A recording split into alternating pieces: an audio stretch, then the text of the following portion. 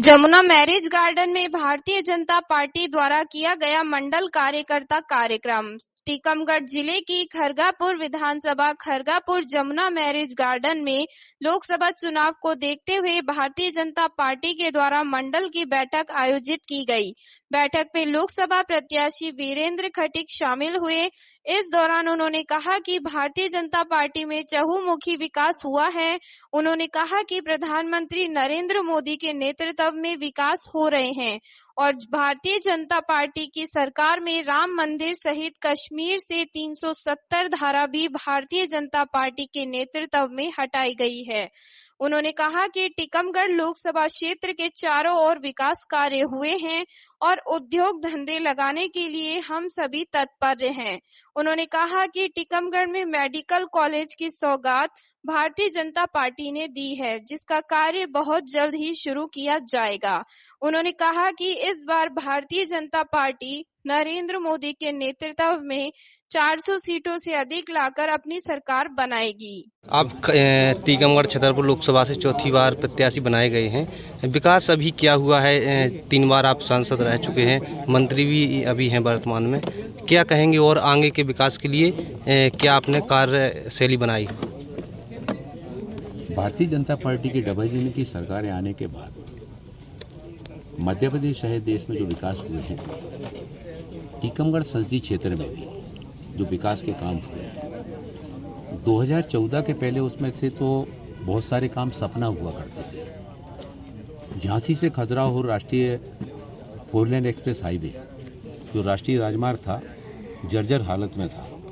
UPA की सरकार के समय से उसके लिए प्रयास किए, उसको स्वीकृत होने के बाद भी उसको रोक दिया गया था।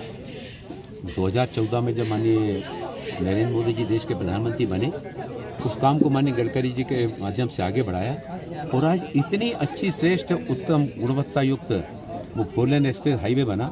इसके साथ ही साथ ओरछा से टीकमगढ़ होते हुए रायगढ़ और जबलपुर राष्ट्रीय राजमार्ग NH 539 ये हमारे क्षेत्र में बनने जा रहा है। टीकमगढ़ जिला राष्ट्रीय राजमार्ग के नक्शे पर नहीं था, लेकिन अब राष्ट्रीय राजमार्ग के नक्शे पर आ गया। जो राष्ट्रीय राजमार्ग बनने से जहां परिवहनों का संसाधन बढ़ता है, किसी भी क्षेत्र के विकास के लिए सड़कों के साथ साथ रेलों का भी होना बहुत आवश्यक है।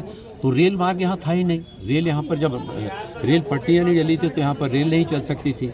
यहाँ पर रेल आने के बाद बहुत सारी रेल की सुविधाओं का लाभ मिला। केन बेतवा नदी को जोड़े जाने के लिए श्रद्धेय अटल बिहारी वाजपेयी जी के समय योजना बनाई गई थी, उसको यूपीए की सरकार के द्वारा रोक दिया गया था। माननीय प्रधानमंत्री मोदी जी के बनने के बाद इस योजना के लिए 44,500 करोड़ रुपया स्वीकृत किए गए और आने वाले समय में शीघ्र ही जब ये केन बेतवा नदी का काम पूरा होगा और पूरा होने के बाद किसान के खेतों में नहरों से और पाइपलाइन से पानी पहुंचेगा, तो हमारे क्षेत्र का किसान पंजाब और हरियाणा के किसान से कहीं ज़्यादा सशक्तिकरण के साथ में फसल की पैदावार करके बुंदेलखंड का नाम गौरवान्वित करेगा। हमारे क्षेत्र में टीकमगढ़ में मेडिकल कॉलेज की मांग बहुत लंबे समय से हो रही थी, उसके लिए भी राज्य सरकार के द्वारा स्वीकृति दी गई। छतरपुर में भी और मेडिकल कॉलेज की स्वीकृति दी गई, एक विश्वविद्यालय बना।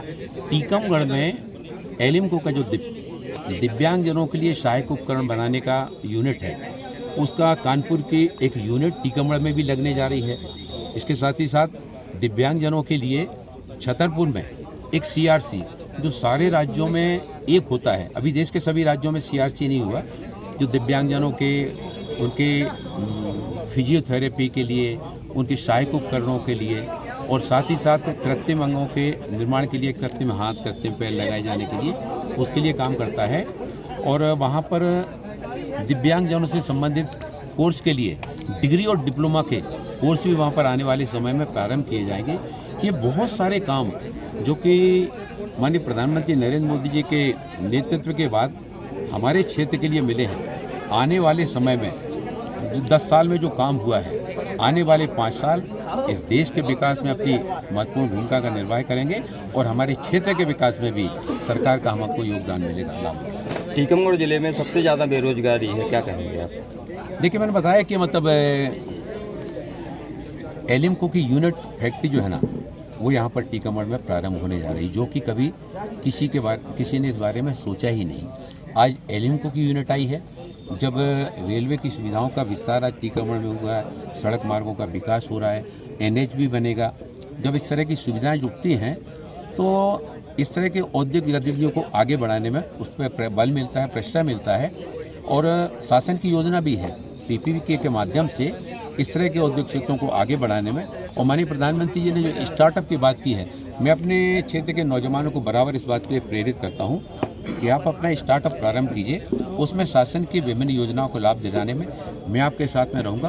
उद्योगपतियों का भी मैं आह्वान करता हूं कि वो आगे आएँ और शासन की योजना का लाभ लेकर यहाँ पर अपना उद्योग धंधा स्थापित करें।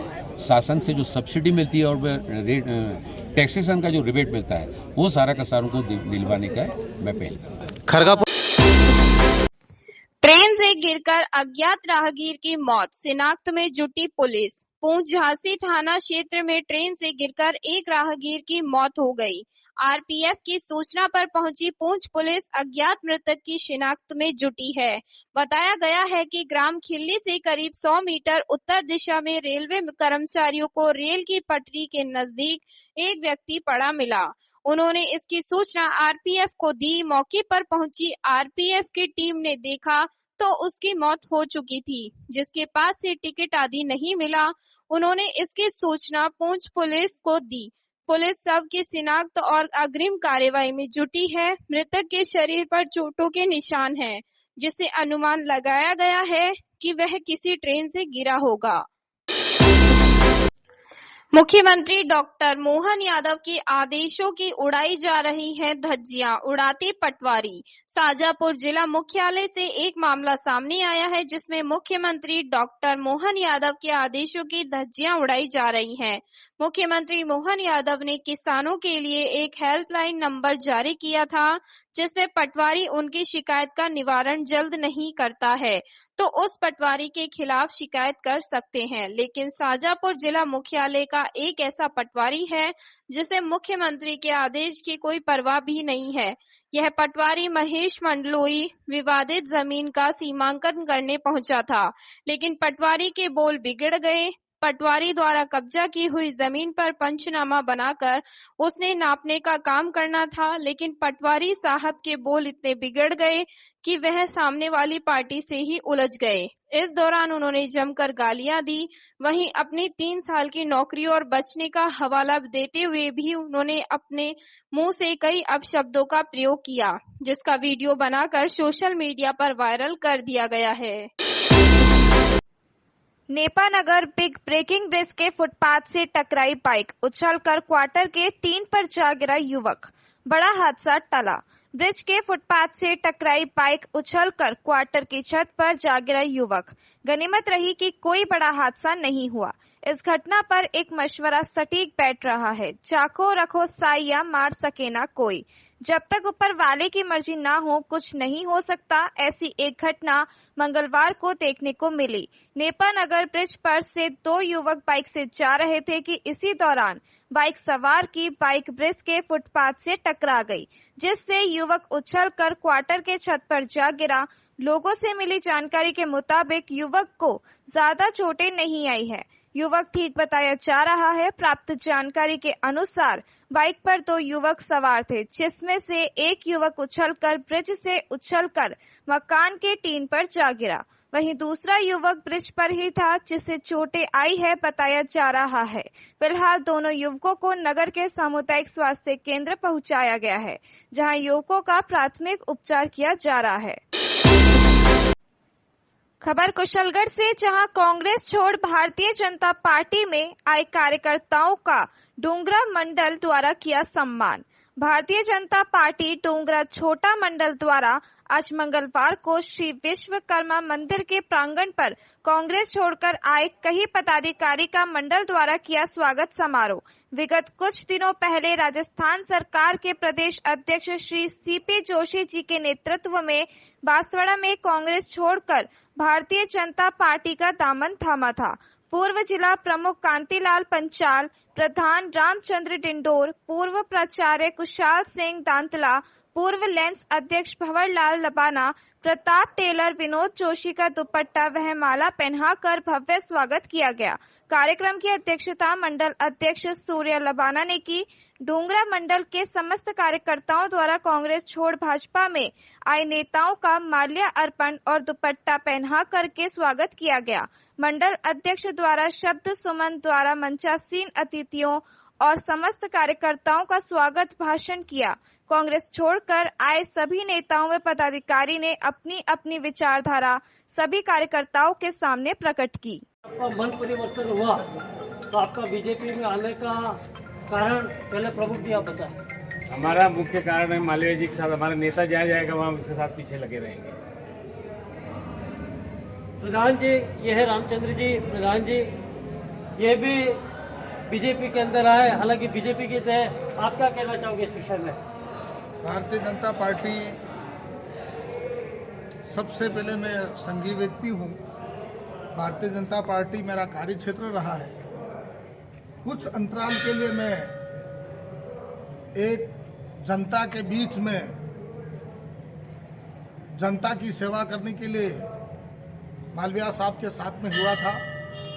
इन्होंने काफ़ी मेरा सहयोग भी किया और यहाँ तक लाने की देन भी मालवीय साहब की है, प्रमुख साहब की भी है।